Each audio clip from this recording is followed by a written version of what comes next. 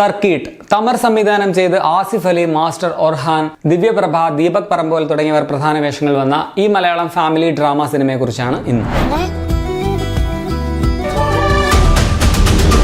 യിലാണ് ഇതിന്റെ കഥ നടക്കുന്നത്. പരസ്പര ബന്ധമില്ലാത്ത രണ്ട് വ്യക്തികൾ, എല്ലാവരും ഉണ്ടായിരുന്നിട്ടും അനാഥരായി പോയ രണ്ടു പേർ, അവർ നടത്തുന്ന ഒരു ഇമോഷണൽ യാത്രയാണ് സർക്കിട്ട് എന്ന് പറയാം. ഒറ്റ വാക്കിൽ മനോഹരമായിട്ടുള്ള ഒരു കൊച്ചു സിനിമ എന്നാണ് എനിക്ക് പറയാനുള്ളത്. ബജറ്റ് വൈസ് അതുപോലെ ഇതിന്റെ ലൊക്കേഷൻ ഒക്കെ നോക്കുമ്പോൾ വലിയൊരു പടം തന്നെയാണ്, അത്ര ചെറിയ സിനിമയൊന്നുമില്ല. പക്ഷെ കാഴ്ചക്കാരന് കാണുമ്പോൾ ഇതൊരു കൊച്ചു മികച്ച സിനിമ എന്നാണ് ഫീൽ ചെയ്യുക. നല്ല സ്റ്റോറി, അത് ഇമോഷണലി നന്നായിട്ട് കണക്ട് ആകുന്ന വിധത്തിലുള്ള മേക്കിംഗ്, നല്ല പെർഫോമൻസുകൾ, ഒപ്പം മനോഹരമായിട്ടുള്ള മ്യൂസിക്, ഇതൊക്കെയാണ് പടത്തിന്റെ പോസിറ്റീവുകൾ. ഞാൻ വളരെ കുറച്ച് നാള്, ഒരു 10-12 വർഷം മുമ്പ് ഗൾഫിൽ നിന്നിട്ടുണ്ട്, ജോലി ചെയ്തിട്ടുണ്ട്. വളരെ കുറച്ച് മാസം മാത്രമേ ഉണ്ടായിരുന്നുള്ളൂ. പക്ഷെ അതുകൊണ്ട് തന്നെ എനിക്ക് പല കാഴ്ചകളും ഈ സിനിമയിലേത് നന്നായിട്ട് റിലേറ്റ് ചെയ്യാൻ പറ്റുന്നുണ്ടായിരുന്നു. അവിടെ വിസിറ്റിംഗ് വിസയിൽ വന്നിട്ട് ജോലി അന്വേഷിച്ച് കഷ്ടപ്പെടുന്ന ആൾക്കാരെ എനിക്ക് നേരിട്ട് കാണാൻ കഴിഞ്ഞിട്ടുമുണ്ട്. അത് വളരെ റിയലിസ്റ്റിക് ആയിട്ട് തന്നെയാണ് ഈ സിനിമയിൽ അവതരിപ്പിച്ചിട്ടുള്ളത്. അത് സ്ക്രിപ്റ്റിന്റെ മികവ് തന്നെയാണ്. അത്തരത്തിലൊരു കഥാപാത്രമായിട്ടുള്ള അമീറിനെ ആസിഫ് അലി ഗംഭീരമായിട്ട് തന്നെ ചെയ്തു വെച്ചിട്ടുണ്ട്.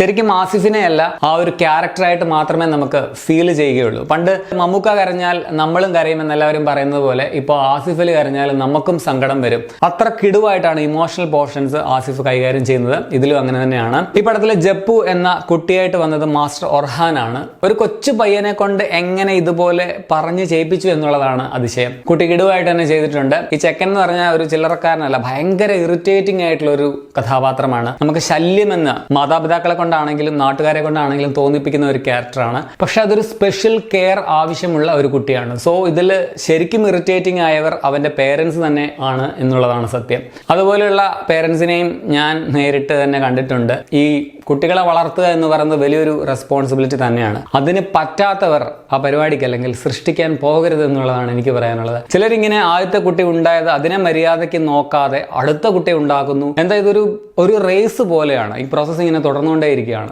എനിക്കറിയാവുന്ന ഒരു പയ്യനുണ്ട്, 32 വയസ്സുള്ളൂ. പക്ഷെ അവന് 4 മക്കളുണ്ട്. എല്ലാ 2 കൊല്ലം കൂടുമ്പോഴും ഇങ്ങനെ കുട്ടികളുണ്ടാവും. ഭാര്യയും ഭർത്താവും തമ്മിൽ എപ്പോഴും വഴക്കുമാണ്. ഈ ഒരു സംഭവം, ഇങ്ങനെ കാശിന് വേണ്ടിയുള്ള നെട്ടോട്ടം, അതിനിടയ്ക്ക് കുട്ടികളെ നോക്കാൻ മേലാതെ ആകുന്നത്, ആ ഒരു ഉത്തരവാദിത്വം ഇല്ലാത്ത മാതാപിതാക്കളുടെ വളരെ റിയലിസ്റ്റിക് ആയിട്ടുള്ള ഒരു അവതരണം തന്നെ ഈ സിനിമയിലുണ്ട്. പേരൻസ് ആയിട്ട് ബാലു, സ്റ്റെഫി എന്നീ ക്യാരക്ടേഴ്സിനെ ദീപക് പറമ്പോലും ദിവ്യപ്രഭയും മികച്ച രീതിയിൽ തന്നെ അവതരിപ്പിച്ചിട്ടുണ്ട്. പ്രശാന്ത് അലക്സാണ്ടർ, സ്വാതിദാസ് പ്രഭു, രമ്യ സുരേഷ്, ഷിൻ ജാൻ തുടങ്ങിയവരും പടത്തിലുണ്ട്.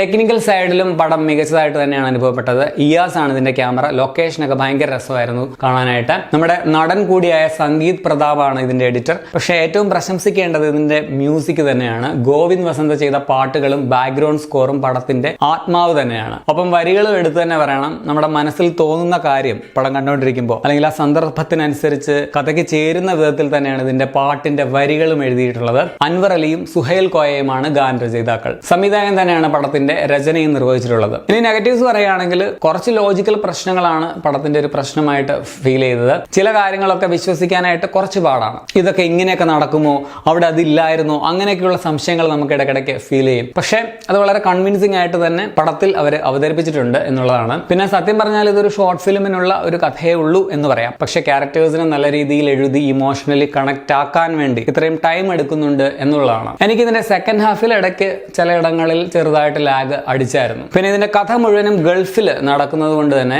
അവിടുത്തെ ലൈഫ് ഒട്ടും വശമില്ലാത്ത നമ്മുടെ നാട്ടിലെ സാധാരണക്കാരായിട്ടുള്ള ആൾക്കാർക്ക് എന്തുമാത്രം റിലേറ്റ് ചെയ്യാൻ പറ്റുമെന്ന കാര്യത്തിലും എനിക്ക് സംശയമുണ്ട്. ആകെ മൊത്തം ടോട്ടലിൽ ഒരു നല്ല കുടുംബ ചിത്രം തന്നെയാണ് സർക്കിട്ട്. പേഴ്സണലി എനിക്ക് പടം നന്നായിട്ട് ഇഷ്ടപ്പെട്ടു. തിയേറ്ററിൽ പോയിട്ട് കണ്ടാൽ നിങ്ങൾക്ക് നഷ്ടമൊന്നും ഉണ്ടാവില്ല എന്ന് തന്നെയാണ് എനിക്ക് പറയാനുള്ളത്. പൊതുവെ എല്ലാവരും ഇപ്പൊ പറയുന്ന ഒരു കാര്യമാണ്, ഇപ്പൊ വരുന്ന പടങ്ങളൊന്നും കാണാൻ കൊള്ളില്ല, എല്ലാം കൊല്ലും കൊലയുമാണ്, ഭയങ്കര വയലൻസ് ആണ്, ഫാമിലി ആയിട്ട് പോകാനേ വയ്യ എന്നൊക്കെ. പക്ഷെ ഈ പടത്തിന് ഞാൻ തിയേറ്ററിൽ ചെന്നപ്പോൾ ഞാനും 4-5 പേര് ചേർന്ന ഒരു ഫാമിലി, പിന്നെ വേറെ 2 പേര്, മാക്സിമം വേറെ 8 പേരെ ഉണ്ടാവുള്ളൂ. പക്ഷെ ഷോ നടന്നു എന്നുള്ളതാണ് വലിയ കാര്യം. ആദ്യത്തെ ഷോയാണ്. ഇനിയിപ്പോൾ അറിഞ്ഞു കണ്ട് ആൾക്കാർ വരുമായിരിക്കും. എങ്കിൽ പോലും കൊല്ലും കൊലയുമുള്ള, നിങ്ങളെല്ലാവരും പഴിചാരുന്ന അത്തരം വയലന്റ് ആയിട്ടുള്ള ത്രില്ലർ സിനിമകൾക്ക് വരുന്ന അത്രയും ആൾക്കാർ പോലും ഈ പടങ്ങൾക്കൊന്നും വരുന്നില്ല എന്നുള്ളതാണ് സത്യം. ഇത് നല്ല പടമാണ്. തീർച്ചയായിട്ടും എല്ലാവരും ഫാമിലി ആയിട്ട് തന്നെ വന്ന് കണ്ട്, കൂടുതൽ ഫാമിലീസ് വന്ന് കണ്ട് വിജയിപ്പിക്കേണ്ട സിനിമയാണ്. എങ്കിലേ വയലൻസ് ഇല്ലാത്ത ഫീൽ ഗുഡ് പടങ്ങളും നിങ്ങൾ വിചാരിക്കുന്നത് പോലെ വിജയിക്കുകയുള്ളൂ. അപ്പോൾ അതുകൂടി ഓർമ്മിപ്പിക്കുകയാണ്. 2 മണിക്കൂർ 5 മിനിറ്റാണ് പടത്തിന്റെ റൺ ടൈം. അപ്പോൾ നിങ്ങൾ ഈ പടം തിയേറ്ററിൽ കണ്ടുള്ളവരാണ്, നിങ്ങളുടെ അഭിപ്രായം കമന്റിൽ രേഖപ്പെടുത്തുമല്ലോ.